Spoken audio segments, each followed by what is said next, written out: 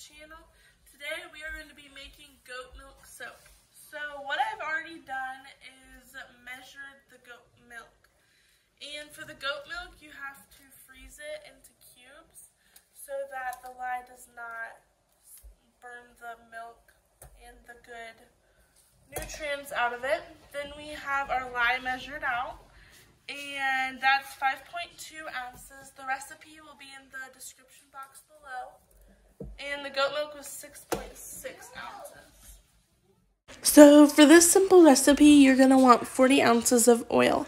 I used a combination of olive oil and coconut oil, and you can just do however much of each that you like. And you can experiment with different oils in place of these, but it is going to change the recipe a little bit.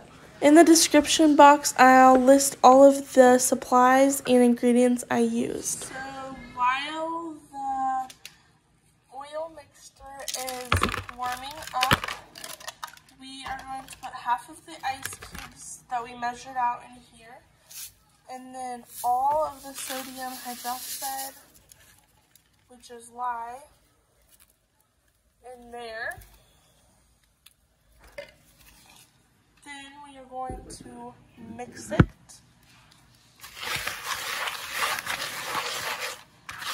And these ice cubes will start melting pretty fast.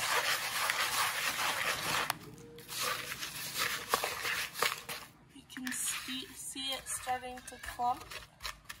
So if you're wondering why I use red Solo cups to put my goat milk ice cubes and sodium hydroxide in, it is mostly because any dish you're exposed to the sodium hydroxide or your soap batter, it cannot be used to eat with or make food. The first few times you make soap, you need to wear gloves, long sleeves, and maybe a mask just to be extra safe, and some people wear goggles.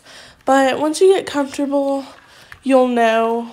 This simple goat milk soap recipe will be linked in the description box below. So now what I'm doing is warming up this oil bowl until it is within 10 degrees of the lye. The lye does get hot, so normally it is like 8 degrees hotter than the oils when I combine them. But this time I got the oils a little too hot, so I had to wait for them to cool off a little bit, which was fine. But that's kind of how it is. You need to mix the lye and goat milk with the oils once they're within 10 degrees. So like say the lye mixture was at 106 degrees Fahrenheit, you'd want the oils to be at 116 or less. So now I'm going to take the time to explain the scents and scent materials. So you can use 100% pure essential oil. Some scents will make your soap batter, whatever you want to call it, turn thick too quick, especially if it's not pure. So there are a few brands I'm going to put on the screen, maybe only one, but I've tried them and they make my soap just go so fast. I forgot the exact word, but it's a bad problem. And 100% pure is good. I use this brand off Amazon or Young Living, but Young Living is pretty expensive. Even when you're washing the dishes that you made soap with, you need to try not to contaminate it with your eating dishes or silverware, stuff like that. Something that is a little trickier is you need to make sure you clean every surface that might have got contaminated with the soap, because lye will burn if you get it on your skin or face, or even worse if you digest it into your body.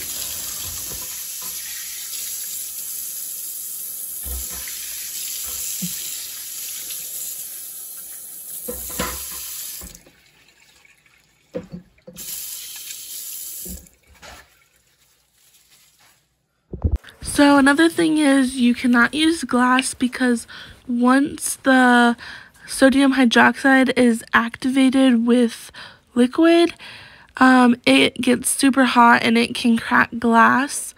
So you want to find a plastic that, I think there's certain numbers of plastic you can get, but some numbers will melt. So you have to be careful of that and just look it up on Google. So normally I just use this kind of box mold with the silicone inside, but today I was making loofah soap because some customers were wanting some.